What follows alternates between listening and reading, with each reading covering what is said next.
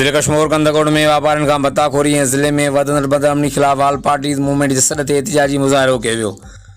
मुज़ाहिरीन press club खां वठी घंटाघर चौक ताईं रैली कढी। ऑडियो वायरल थियण जे बावजूद वस वारनि नोटिस न वरितो। आवाम पुलिस खां मायूस थी वई आहे। ऑल पार्टीज़ मूवमेंट तफ़सील मूजिब कंदकोट तंगवानी घोसपुर समेत ज़िले अंदर धाड़ेल गैंगनि पारां वापारी मोज़ज़ीन मालदार शरीफ़ आवाम खां बतो वसूल करण लाइ चिठी ऐं फ़ोन ज़रिए धमकाए जीअण जंजाल करे छॾियो आहे। धाड़ेल कल्चर ॾोहारनि जे ज़ुल्म बत्ताखोरी जे ख़िलाफ़ ऑल पार्टीज़ कॉन्फ्रेंस में शामिल तंज़ीमनि जे अॻवाननि ज़ुरियत बिजाणी, दिलमुराद ॾाणी, डॉक्टर मेहरचंद, हाजी हज़ूर बख्श मुग़ल सोनारो, अशोक कुमार सोनारो, ग़ुलाम मुस्तफ़ा मीरानी ऐं ॿियनि ऐलानिया लाइ एहतिजाजी मुज़ाहिरो कयो। मुज़ाहिरीन प्रेस क्लब खां घंटाघर चौक ताईं रैली कढी।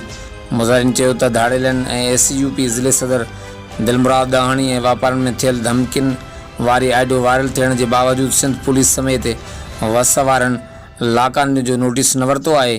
धाड़ेलनि जी धमकियूं ॾियण ते हिंदू वापारनि में ख़ौफ़ ऐं हिरास पैदा थियल आहे। जमात इस्लामी कश्मीर पारां रैली कढी वई। कश्मीर में वधंदड़ बदअमनी ख़िलाफ़ जमात इस्लामी जा कारकुन रोडनि ते निकिरी आया। जमात इस्लामी जे नायब अमीर सूबा सिंध हाफ़िज़ नसरुल्लाह अज़ीज़ चन्ना ऐं मक़ामी अमीर अफ़ज़ल अता कलवड़ जी अॻवानी में रैली कढी वई। एहतिजाजी रैली अलमदार चौक खां कश्मीर प्रेस क्लब ताईं कढी वई, जंहिंमें कारकुन समेत शहरनि वॾे अंग में शिरकत कई।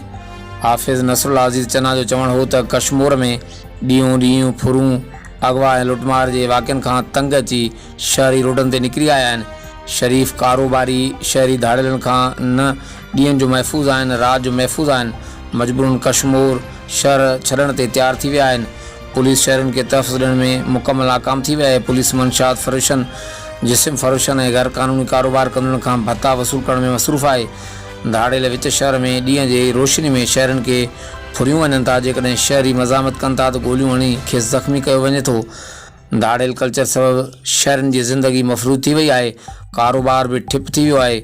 मक़ामी अॻवान अमीर अफ़ज़ल अता कलवड़ चयो त SP कश्मीर कंदकोट बशीर अहमद बिरोही खां मुतालबो कयूं था त नाइल जो कश्मीर खे हटाए शहर में अमन अमान बहाल करायो वञे। पनो आकिल जे सिद्धूजा थाणे जी हद मां हथियारबंदनि हथां अगवा थियल कूली बिरादरी जा 2 नौजवान भाइर मुकेश ऐं मुनीर खे पुलिस बाज़ियाब न कराए सघी। ॾोहारनि पारां मुग़ीन जे वारसनि खां 50 लख रुपया भुंग तलब। वायरल थियल वीडियो में मुग़ी नौजवाननि जी वसवारनि खां वार जी अपील आहे। होॾां मुग़ी नौजवाननि जे घरनि में कोराम मतल आहे। मिठू कचे के अर्ज़ असांजो असांजी जान छॾाई वञे। असांखे रोज़ हिते मारनि था मच्छरनि में। ग़ुलाम रसूल के मिठू कचे के अर्ज़ आहे। असांजी भील बिरादरी के अर्ज़ आहे। 50 लख घुरनि था। कोई भूंगो गॾाए करे 5 ॾींहंनि में असांजी जान खे ख़तरो आहे। असांजी जान खे वॾो ख़तरो आहे। असांजी भील बिरादरी के ग़ुलाम रसूल के वॾे मिठू के अर्ज़ आहे। पैसा गॾाए भूंगो 50 लख घुरनि था इन्हनि खे ॾे। असांजी भील बिरादरी के बि अर्ज़ आहे। बाबा इन्हनि जो मिसाल जी ॻाल्हि आहे। सजन के अर्ज़ आहे। भील बिरादरी के वटे मिठू के भी ग़ुलाम रसूल के भी अर्ज़ आहे। बाबा 50 लख भूंगो घुरनि था। असांखे जल्द को जल्द छॾाए वञे। असांजी जान खे ख़तरो आहे। असांजी भील बिरादरी के भी अर्ज़ आहे त बाबा मुंहिंजो नाम मुकेश आहे, मुनीर मुंहिंजो भाउ वॾो आहे। असांखे जल्द को जल्द छॾायो वञे।